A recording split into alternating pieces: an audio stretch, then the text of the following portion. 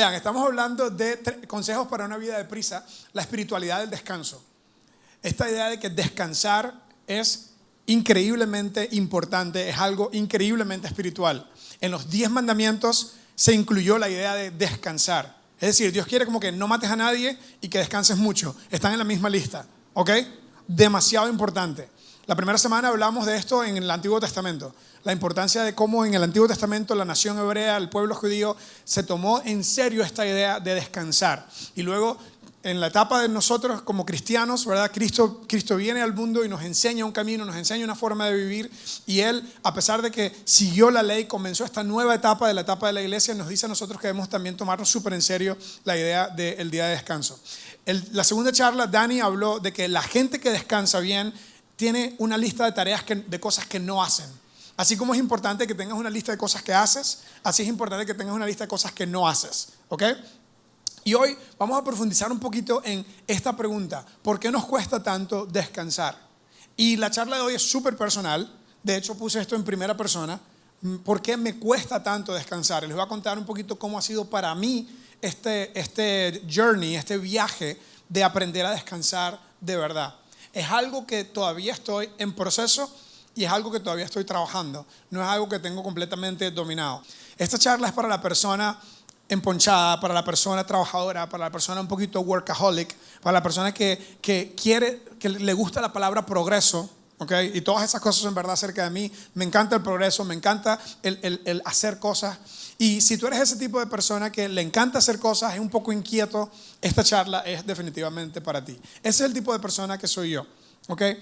Y está incluso en mi personalidad. Hablo rápido, todo lo que hago es rápido, me encanta hacer cosas, soy un poquito emprendedor también. De hecho, algunos de ustedes no saben, si estás visitando por primera vez, yo estuve con el equipo que fundó Open House como iglesia. Plantamos esta iglesia. Luego un año y medio o 2 después de eso, mi esposa y yo comenzamos un proyecto en Pavas que se llama el Centro de Esperanza, y es un community center que ahora hay un edificio maravilloso que logramos obtener en un convenio con la comunidad.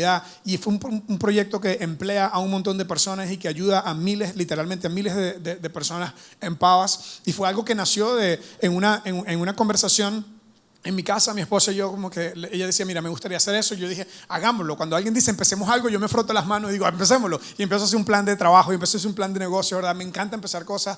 Como 2 años después empecé una empresa de consultoría que se llama Be More, y entonces con eso ando haciendo charlas y cosas para las empresas, ayudando. Entonces, como se dan cuenta, en menos de 10 años empecé 3 cosas, 3 proyectos, ¿okay? Lo que significaba que tenía como 8 trabajos, porque todo emprendedor sabe que tiene 2 o 3 trabajos a la vez por emprendimiento, ¿verdad? Entonces el punto es que soy una persona que le gusta hacer cosas, no me gusta estarme tranquilo.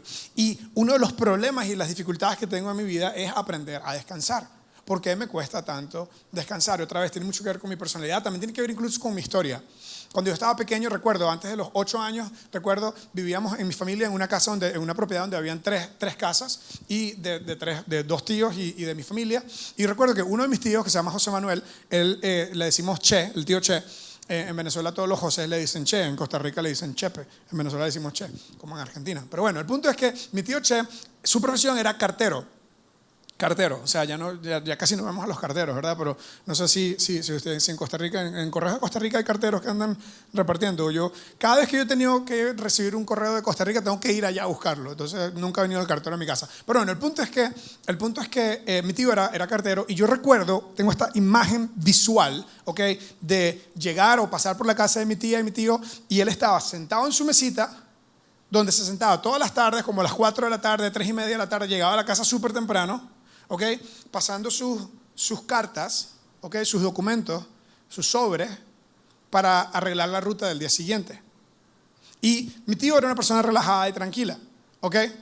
Al mismo tiempo, mi padre, que por cierto estaba aquí con nosotros, entonces no voy a hablar más de él hoy, mi padre salió a mí. Es súper estresado, súper intenso, súper apurado. Siempre salió a mí, ¿verdad? Decimos en Venezuela.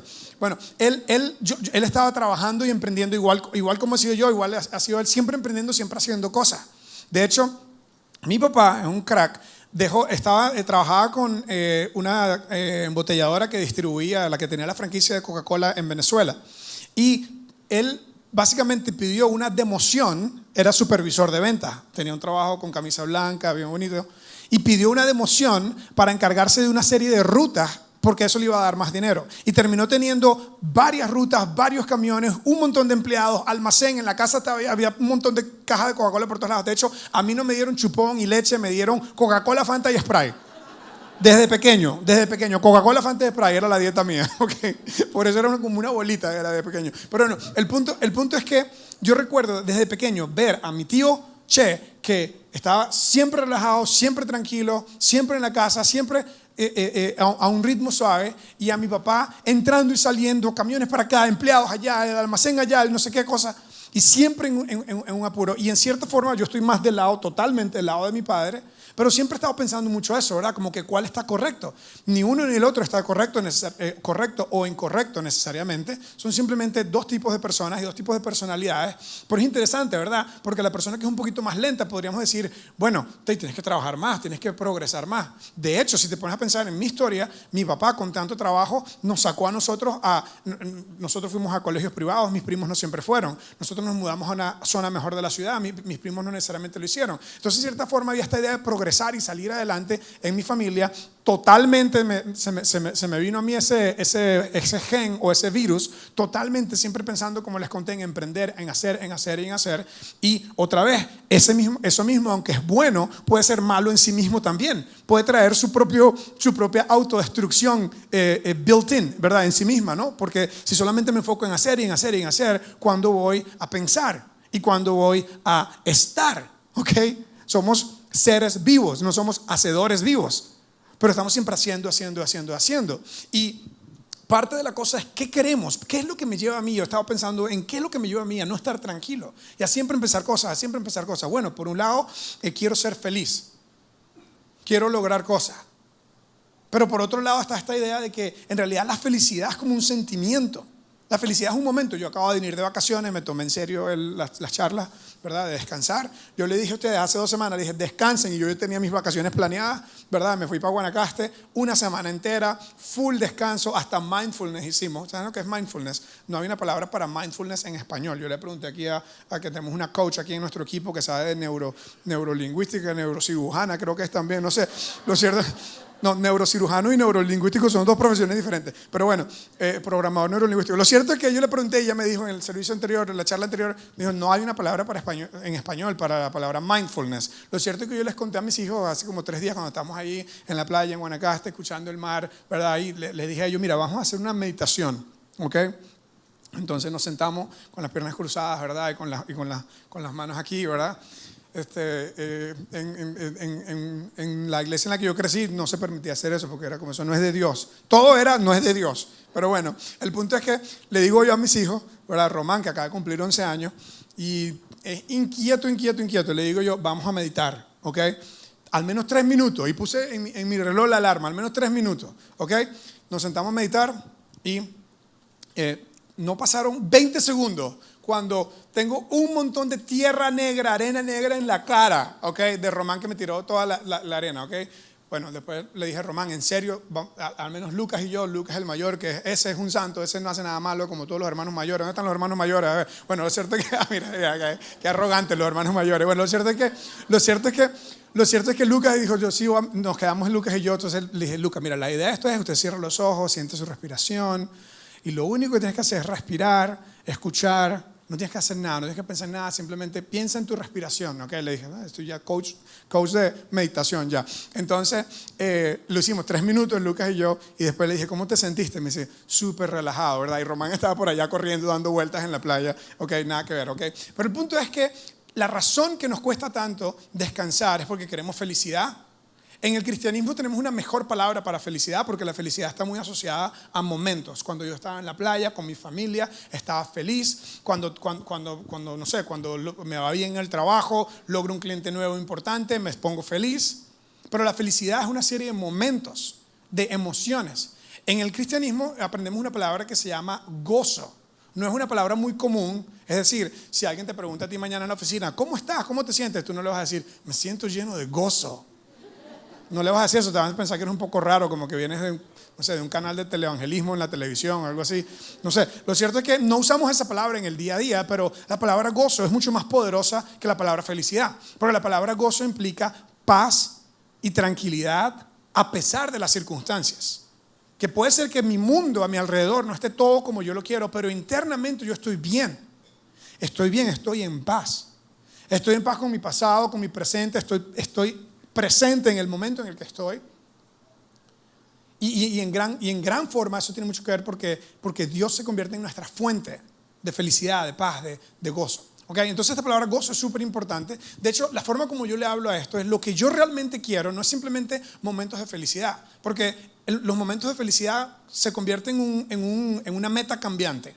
En una meta cambiante, ¿verdad? Hoy la felicidad sería, bueno, tengo que comprar casa, tener una casa grande. ¿Okay? Mañana va a ser tener otra casa más grande, o tener una segunda casa, o tener otro carro, o tener un mejor trabajo. Y se va moviendo y moviendo y moviendo esa idea de la felicidad. Yo creo que más bien necesitamos gozo, una palabra diferente que voy a usar para gozo, para que no tengan que decir mañana en su trabajo aprendimos del gozo. Y la gente le dice, ¿what? No entiendo. Pero bueno, es la palabra bienestar. ¿Okay? La palabra que les quiero dar es más bien bienestar. ¿Qué es lo que nosotros queremos? Lo que queremos son dos cosas. Queremos bienestar, queremos estar bien. ¿Okay? Sentirnos bien, estar bien con nosotros mismos, y queremos efectividad personal. Es decir, que si tú dices, perfecto, me cae el punto de la charla, entonces me voy a dedicar al surf. ¿Okay? Me voy a dedicar al surf, me voy a ir a la playa, ¿okay? Voy a surfear todo el día, voy a hacer todas las actividades que hacen los surfistas, ¿verdad? Que no sé, comen unos brownies especiales deliciosos y que tienen como su dieta, tienen una dieta especial ellos, por eso están tan flacos, yo creo, porque tienen una dieta especial, puro todo el día en la playa, ¿verdad? Haciendo surf. Y tú dices, bueno, eso me genera mi bienestar. Bueno, perfecto, ojalá y yo tengo 11 años aprendiendo surf y todavía no aprendo, entonces soy como un estudiante comprometido. Cero talento, pero mucho compromiso. Entonces, si yo digo, bueno, perfecto, me voy a la playa y solo me dedico a surfear, tendré cierto bienestar, pero Dios no te hizo para ser surfista nada más. Dios no te hizo solamente para surfear y para disfrutar, no sería efectivo. Dios tiene un propósito para la vida de cada uno de nosotros. Y nosotros tenemos que ser efectivos en nuestra misión, en nuestro propósito, para qué naciste. Entonces, si yo solamente me preocupo por mi propósito, por ser efectivo y por producir, por crecer, por progresar, por hacer, entonces voy a ser efectivo, pero tal vez voy a afectar mi bienestar. Y por eso es que hay tanta gente que está en burnout o que están quemados de tanto trabajar. Entonces necesitamos el trabajo para sentirnos bien, pero si trabajamos mucho nos sentimos mal. Entonces esto es como un arte que tenemos que aprender individualmente, que tenemos que aprender a descifrar. Lo que sí es cierto es que si vamos a tener bienestar y efectividad personal, eso hay un prerequisito. El bienestar y la efectividad personal requiere un alto nivel de autocuidado. Y otra vez, yo le estoy hablando a una persona ocupada, enfocada, que le gusta el progreso, que le gusta avanzar. Si usted es de esos, como dije antes, que se mete en la cama muy rápido y le cuesta mucho salirse, esta charla no es para usted. Pero si usted es una persona intensa, enfocada, que quiere progresar, que quiere ser alguien en la vida, que quiere sacar adelante a su familia, que quiere, tal vez estás en la casa como mamá y estás dedicada a los hijos y no estás trabajando, pero tienes tareas que quieres hacer, no estás trabajando, dije, ¿verdad? Que como si no fuese trabajo el criar muchachos. Yo tengo 3 y digo que cuando estoy en la casa, porque mi trabajo ahora es viajando, y cuando no estoy viajando, realmente estoy literalmente desempleado. Cuando estoy en la casa con esos chiquitos que llegan a las 3:30 de la tarde, me quiero volver loco 1 hora después. Así que el trabajar como mamá en la casa es probablemente el trabajo más difícil que hay. Lo cierto es que en cualquier etapa de la vida en la que estés, necesitas ser efectiva en tu misión como mamá, como persona en la casa, como estudiante, pero necesitas también tener bienestar, y eso requiere que te cuides a ti mismo. Y un gran problema que tenemos las personas que somos intensas, enfocadas, que nos gusta el progreso, que nos gusta avanzar, es que tendemos a descuidarnos a nosotros mismos. Todos conocemos a alguien que está cuidando a todo el mundo y no se está cuidando a sí mismo. ¿Te das cuenta cuando te montas en un avión que dicen si hay una fuga de oxígeno, qué es lo que te dicen que hagas? Si hay una fuga de oxígeno, primero presígnese. No, mentira. Eso. Si hay una fuga de oxígeno, ¿qué te dicen que hagas? Colóquese la máscara usted primero, antes de ayudar a otro. Y eso debe ser un principio clave para la vida. Si usted no tiene oxígeno, usted no puede ayudar a nadie, no le sirve a nadie. Si usted se está asfixiando, usted no puede darle oxígeno a otra persona. Por eso necesitamos cuidarnos a nosotros mismos, porque tenemos un montón de de factores que están estresándonos. Aquí hay una lista rápida de algunas de las cosas que nos estresan normalmente. Mudarse, yo me acabo de mudar y es un alto factor de estrés. Casarse, si te acabas de casar, pues casarse te genera cierto estrés. Tener un bebé, 3 cosas súper positivas, ¿ok?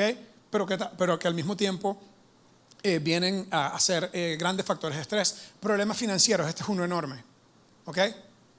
Y yo confieso, cuando tengo dinero en la cuenta de ahorros, cuando me alcanza un poquito para vacaciones, siento el gozo del Señor en mí. Pero el gozo, ¿verdad? Que le dije, ¿verdad? Esa palabra tan evangélica, ¿verdad? Tan cristiana. Pero cuando me falta un poquito, cuando digo, puchica, no voy a poder pagar la tarjeta de crédito, voy a tener que... El gozo se me va.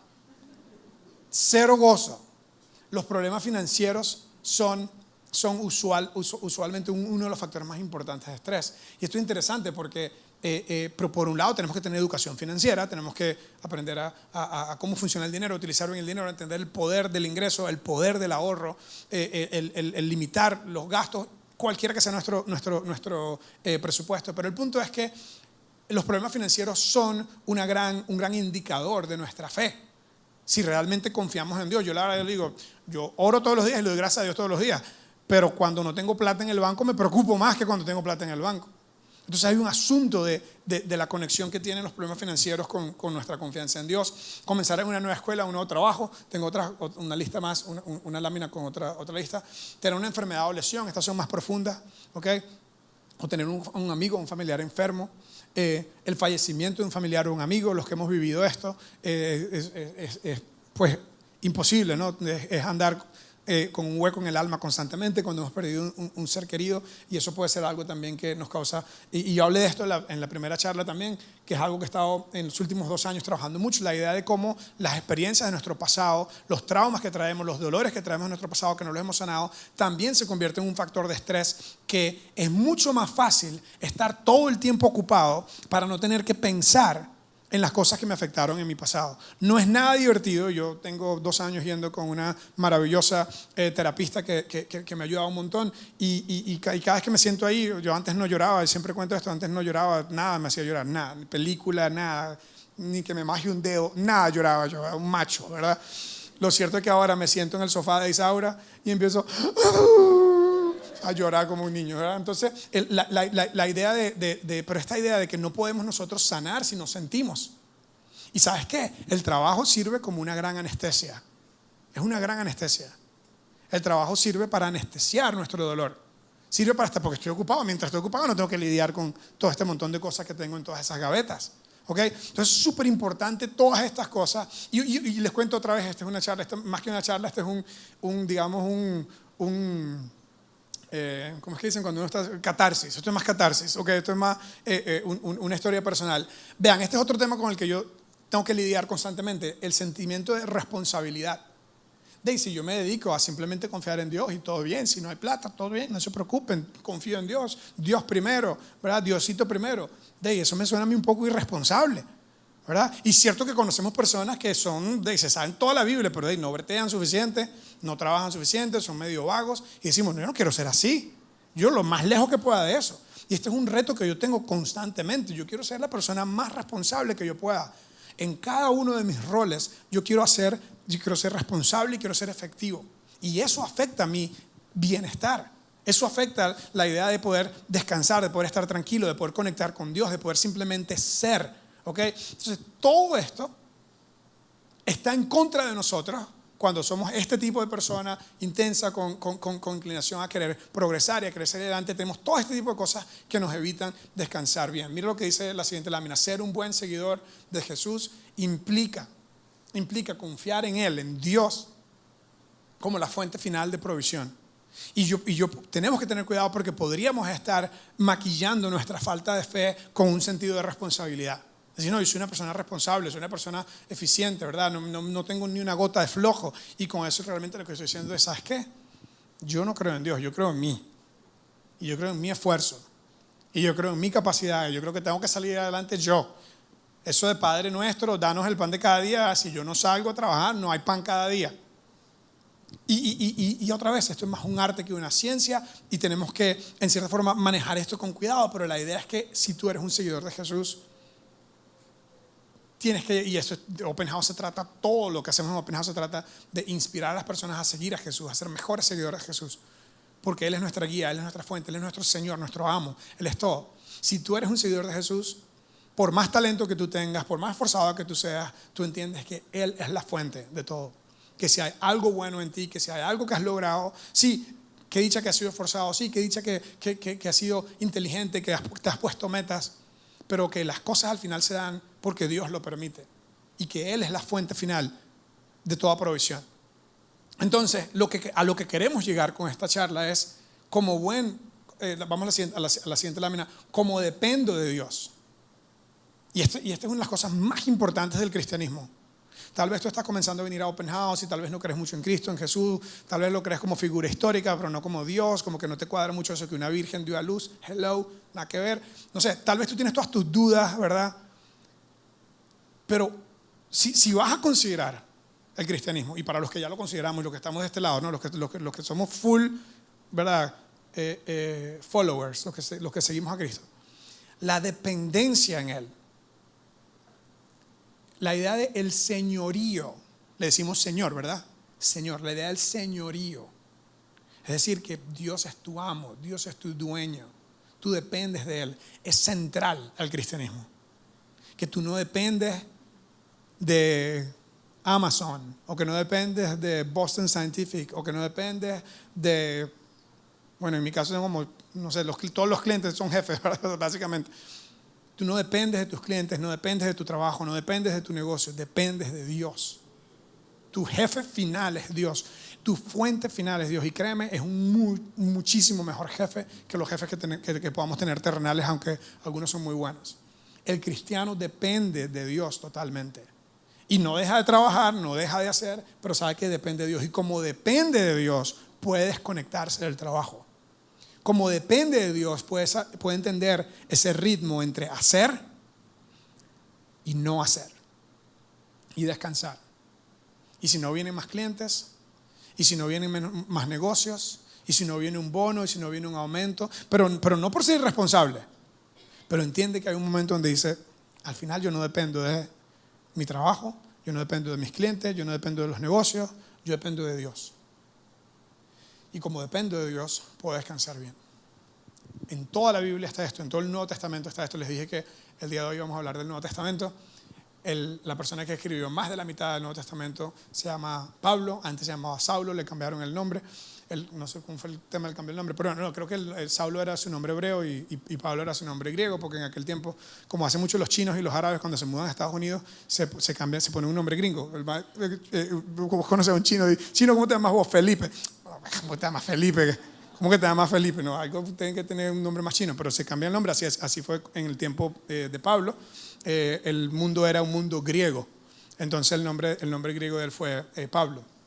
Yo estoy pensando en cambiarme el nombre, ponerme un nombre gringo, porque le digo a los gringos que llamamos Julio, y entonces cuando lo deletrean dicen Julio, entonces estoy pensando en cambiarme el nombre. Si tienen alguna sugerencia me dicen por ahí. Estoy pensando en Julián, porque Julián es un nombre en inglés, Julian, ¿verdad? Pero bueno, eso no tiene nada que ver con el sermón. Lo cierto es que Pablo, dejen de distraerme, Pablo escribió 14 de 27 libros en el Nuevo Testamento, 14 los escribió Pablo.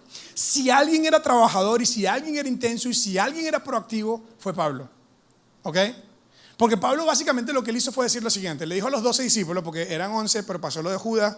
No vamos a entrar en chisme en este momento, pero después de Judas escogieron a otro discípulo. Al final, Pablo le dijo a los 12, como unos 15 años después de Cristo, Pablo dijo, vean más, no se preocupen, vamos a agarrar un mapa y dijo, vamos a dividirnos el territorio. Ustedes quédense aquí en donde ustedes están, tranquilos. Yo no me meto en el territorio de ustedes. El resto del mundo me lo dejan a mí, ¿ok? Y eso fue lo que él hizo. Se fue del Oriente Medio, de Jerusalén, de Judea, y llevó el cristianismo a todas las islas griegas. Fue misionero a las islas griegas. Alguien dice, el Señor me está llamando a ser misionero en la isla griega, ¿verdad? Era otro tiempo, no eran tan bonitas, bueno, eran igual de bonitas, pero no había infraestructura como ahora. Bueno, el punto es que Pablo se va por todo el Mediterráneo a llevar el mensaje del cristianismo, lo llevó hasta Roma, lo llevó hasta España, y si no hubiese sido por él, el mundo no hubiese sido, bueno, por Dios, pero él fue el que llevó el mensaje y llegó hasta incluso a América gracias a que él salió como misionero a llevar el mensaje a otros lados. Es decir, Probablemente nadie se vaya a acordar de ti en unos 100 años de ahora, ¿verdad? Y nosotros estamos a punto de leer una carta que tiene más de 2000 años y que este hombre era súper intenso, súper esforzado. Interesantemente, para darte un poquito de tranquilidad en el tema, interesantemente, él escribe esta carta que es su carta más positiva. Si han leído el Nuevo Testamento, Pablo era un grandísimo regañón, era intenso. ¿Han leído la carta de Corintios? En la carta de Corintios, Pablo está como regañando a todo el mundo públicamente. Usted está saliendo con la esposa de aquel y la esposa de aquel, y yo estoy en un desorden y deben portarse bien. Así como que súper espeso se ponía Pablo. En sus cartas regaña a la gente, habla de pecado, de tentación, de todas cosas. En el libro de Filipenses no, es el libro positivo.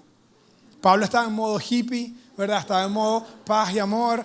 Tengan gozo. Hermanos míos, regocijaos en el Señor siempre. Otra vez os digo, regocijaos. Es la versión antigua de la Biblia con la que yo crecí y con la que estudié en el seminario. Regocíjense, tengan gozo, tengan alegría. 20 veces aparece en el libro, 4 capítulos, el libro de Filipenses, 4 capítulos, 20 veces aparece la palabra gozo y alegría en el texto. Es un tema, es un patrón que encuentras a través de este libro. Interesantemente, Pablo estaba en una etapa mayor, estaba en una etapa adulta, ya que no adivinas qué. Estaba preso en una cárcel romana. Preso en una cárcel romana. Pablo está diciendo a la gente que aprendan a descansar en Dios, que confíen más en Dios, que tengan alegría en sus vidas, que no se estresen tanto en el día a día. Y solo cosas positivas les dice estando él preso. ¿Ok? Entonces, como no tengo tiempo para ir versículo por versículo en los 4 capítulos, aunque es un libro corto, les recomiendo que lo lean. De hecho, esta semana yo lo leí un par de veces solamente para refrescar las cosas que quería hablar el día de hoy, pero les voy a hablar de al menos de 3 o 4 textos del último capítulo del libro de Filipenses. ¿Ok? Entonces Pablo dice lo siguiente en el libro de Filipenses. Dice Filipenses 4, versículos 6 y 7. ¿Ok? Entonces dice, no se preocupen por, vamos a decir esta palabra juntos, la última, no se preocupen por. Ahora, como yo soy experto en la Biblia, teólogo, ustedes no, déjenme explicarle teológicamente la etimología de la palabra griega. Nada significa nada. Nada, así sencillo, nada. No te preocupes por nada. O sea, ¿cómo que no me preocupo por nada? Pero si tengo un familiar enfermo, nada. Pero si me estoy divorciando, tal vez por eso así, no, mentira, nada. No te preocupes por nada. Pablo dice en su carta positiva, dice, no se preocupen por nada. No se preocupen por nada. No dejes que nada te quite la paz, no dejes que nada te robe el gozo. No te preocupes por nada. Y cuando tú estás descansando, eso es lo que tienes que estar, no preocupado por nada, desconectado del mundo. ¿Ok? Como estaba yo en Guanacaste esta semana haciendo mindfulness, ¿verdad? Recibiendo la arena en la cara, pero yo no estaba preocupado por nada. Dios quiere que nosotros estemos así constantemente. Y ahora nos da una alternativa, nos dice, ¿qué hacemos? En lugar de preocuparnos, lo que debemos hacer es, más bien, en toda ocasión, y otra vez aquí está otra palabra griega muy importante que ustedes como no son teólogos como yo no saben, pero toda significa en toda ocasión, con oración y ruego presenten sus peticiones a Dios y denle gracias. Sí, no tienes que ser, mi punto es, estoy siendo un poco sarcástico, mi punto es no tienes que ser teólogo para leer la Biblia. Lo que tienes que hacer es leer la Biblia y estudiarla. No te preocupes por nada, más bien en todo, ora. Algunas peticiones son más difíciles, hay que hacer ruego, orar mucho y darle gracias a Dios. Ahí está una buena receta cuando tienes una preocupación, cuando te está costando descansar. No te preocupes, por las manos de Dios, darle gracias. Ahora mira lo que dice el siguiente texto, dice, y la paz de Dios, el descanso de Dios, el gozo de Dios, que sobrepasa todo entendimiento, porque no se puede entender como una persona que confía en Dios, aunque tenga una tormenta a su alrededor, él está en paz. No se puede entender como una persona que, aunque se le murió un familiar, está en gran plenitud y en gran paz. No se puede entender cómo sobrepasa el entendimiento, cómo lo echaron de su trabajo, pero él está en paz, está en gozo. No se puede entender cómo la economía hizo que su negocio quebrara, pero él está o ella está en paz. Sobrepasa al entendimiento humano. La paz de Dios que sobrepasa el entendimiento cuidará sus corazones y sus pensamientos en Cristo Jesús. Ahora, interesantemente, como por razones de tiempo, no puedo leerles todo el capítulo, ¿verdad? Vean aquí, 4, 6 y 7. Les acabo de leer el 6 y 7. Ahorita voy a saltar al 19. Pero antes de eso, me contarles lo que sucede entre el 8 y el 18. Pablo se pone súper personal a darle gracias a personas que lo ayudaron en momentos difíciles de él. 2 veces dice, he aprendido a vivir en abundancia y he aprendido a vivir en escasez. Cierto que muchos de nosotros, yo incluido, solo sabemos vivir en abundancia. Cierto que muchos de nosotros, como que decimos escasez, como que sí, ¿verdad? Vivir en escasez como que no sé si yo tendría paz. De hecho, hay una serie que se llama WeWork, de la empresa esta WeWork. ¿Cómo se llama? ¿Cómo se llama el más de WeWork? Bueno, el fundador de WeWork, cuentan la historia de él en esta serie, no en Netflix, sino en Apple, creo que está. Y hay un capítulo, yo estuve viendo la serie porque todo lo que tenga que ver con emprendimiento y negocio me encanta. Y el muchacho se muda de Israel, había intentado ser modelo, ya les eché a perder la serie, ya les conté toda la historia, ¿verdad? Había intentado ser modelo, varias cosas, estaba tratando de ser emprendedor.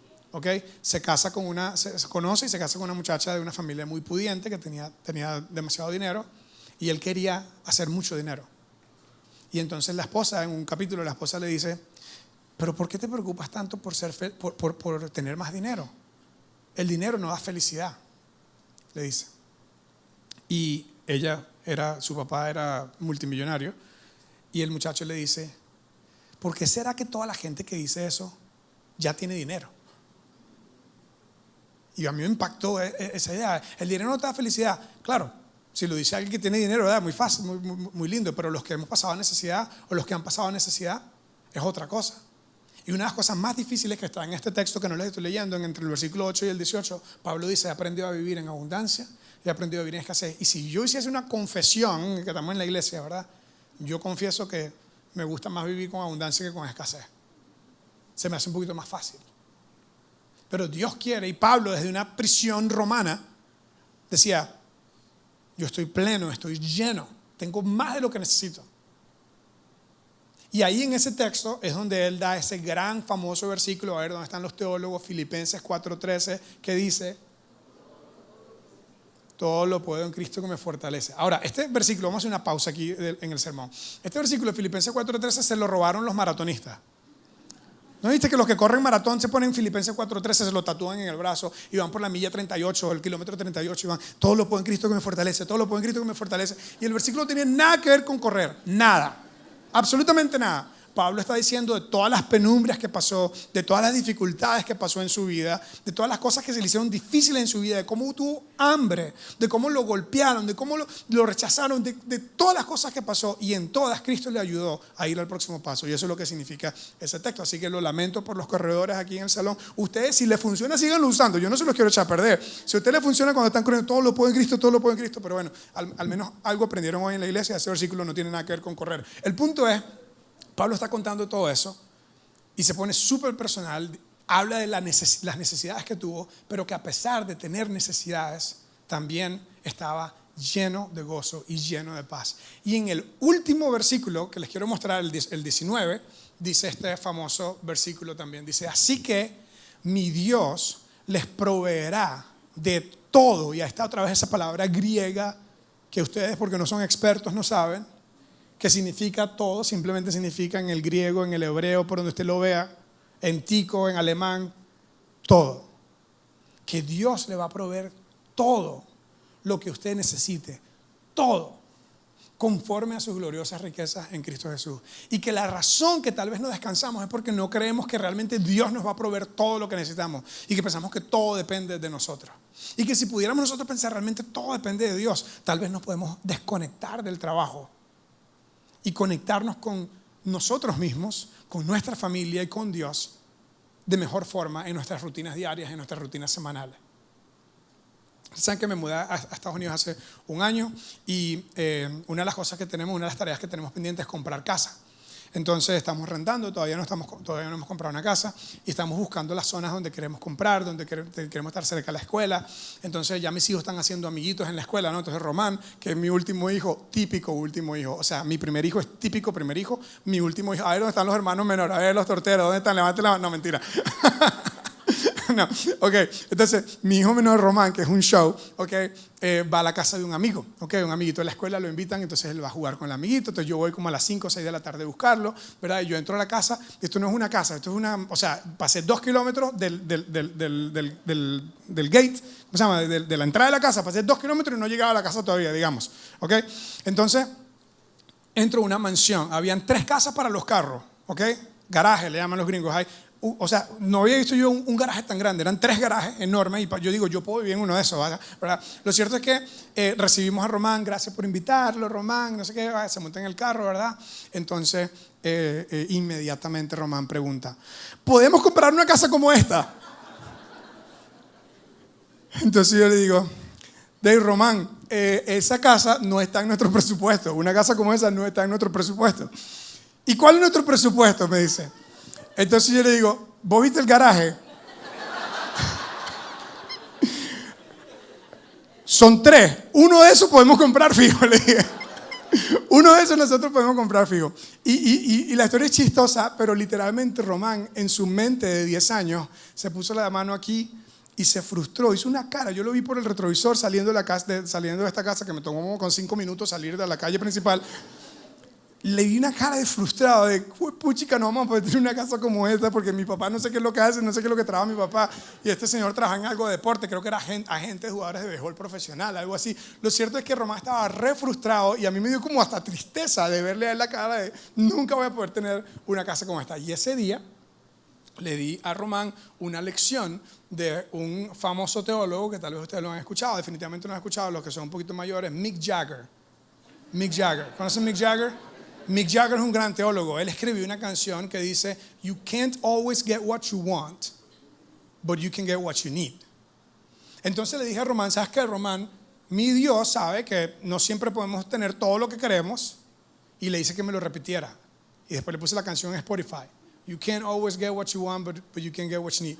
Entonces le dije, Román, mira, ¿sabes qué? Dios sabe lo que nosotros necesitamos, ¿ok? Y Dios nos va a proveer todo lo que nosotros necesitamos. Pero no sé, tal vez no necesitamos una casa así tan grande, Román. Y él seguía como que no lo convencía, ¿verdad? Él seguía re frustrado. El punto es, Pablo nos está enseñando que todo lo que necesitemos, nuestro Padre lo va a proveer. Todo lo que necesitemos. Y que si bien es cierto, debemos seguir siendo enfocados y debemos seguir siendo responsables y debemos seguir siendo proactivos y debemos dar el 110% de nuestro trabajo, debemos dar, lo cual no hace sentido matemáticamente, ¿verdad? Pero dar el máximo esfuerzo, ir más allá de la línea del deber, ser proactivo, buscar más responsabilidad. También es cierto que el cristiano llega un momento donde se separa del trabajo y dice, yo confío en Dios, no confío en mi trabajo. Yo confío en Dios como la fuente final de mis provisiones, porque mi Dios proveerá todo lo que necesite. ¿Por qué nos cuesta tanto descansar? Tal vez es porque creemos que todo depende de nosotros, cuando en realidad todo depende de Dios. Este es un ride en el que yo estoy, es un viaje en el que yo estoy. No es algo que he descifrado, es algo que tal vez juntos podemos trabajar en esto y ser el grupo de personas más responsables posible, ser el grupo de personas más proactivas posible, ser el grupo de personas que quieren progreso, pero que al mismo tiempo confían en Dios como la fuente final de provisión, porque todo lo que tú necesitas, tu Padre ya lo tiene. Hoy vamos a cerrar con una canción que habla acerca de eso. Y yo quiero pedirte que mientras escuchas esta canción, pienses en cuál es esa cosa que te está haciendo difícil que Dios provea. ¿Cuál es esa cosa que te hace imposible descansar? ¿Cuál es la cosa que se te hace difícil descansar bien, desconectarte del trabajo? Y que ojalá se la puedas entregar a Dios con esta canción. Oremos juntos. Señor, te doy muchas gracias porque tu palabra es verdad y necesitamos verdades en nuestra vida. Tú eres la fuente final de provisión, tú eres todo lo que necesitamos. Te pido por la persona que está en necesidades financieras, por la persona que no se puede desconectar de su trabajo a pesar de que ya tiene suficiente, por la persona que confía más en su jefe y en la economía que en ti, incluyéndome a mí, que podamos nosotros hoy como un acto de rendición a ti, decirte que lo que más queremos es verte a ti como la última, final y más importante fuente de provisión. Ayúdanos a recordar que todo lo que nosotros necesitemos ya tú lo tienes, ya tú lo conoces. Y que así como Pablo desde una prisión, pasando unas dificultades terribles, hablaba de gozo, de alegría, de paz, nosotros podamos también descansar bien adoptar esta espiritualidad del descanso para poder trabajar mejor desde un lugar del descanso, para poder ser incluso más efectivos porque descansamos bien. Ayúdanos a rendir ante ti cualquier cosa que nos está impidiendo descansar bien, que confiemos en ti por toda provisión. En el nombre de Jesús, amén.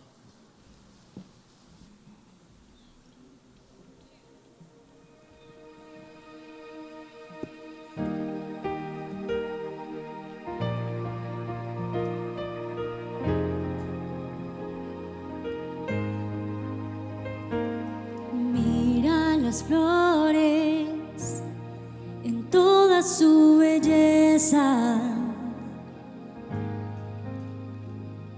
No tengo dudas, todo lo haces bien. No me tengo que preocupar, pues tú siempre suplirás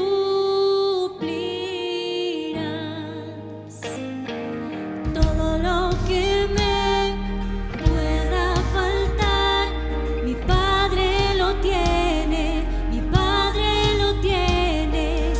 Una y otra vez mi Dios proveerá. Mi Padre lo tiene, mi Padre lo tiene.